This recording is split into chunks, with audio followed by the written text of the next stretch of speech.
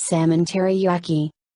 Ingredients: ½ cup sake, 1/4 cup mirin, sweet Japanese rice wine, 1/4 cup soy sauce, 1 tablespoon vegetable oil, plus more if needed. 4-6 ounce, skin on, boneless salmon fillets, about 1 inch thick.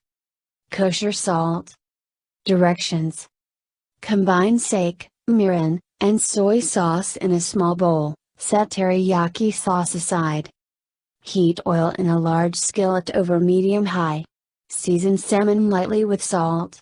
Cook, skin side down, until skin is brown and crisp, about 4 minutes.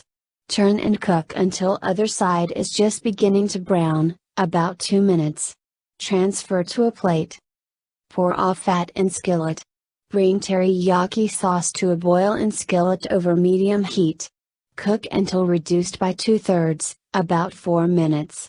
Add salmon, skin side up, and cook, spooning sauce over, until sauce is syrupy and salmon is just cooked through, about 2 minutes.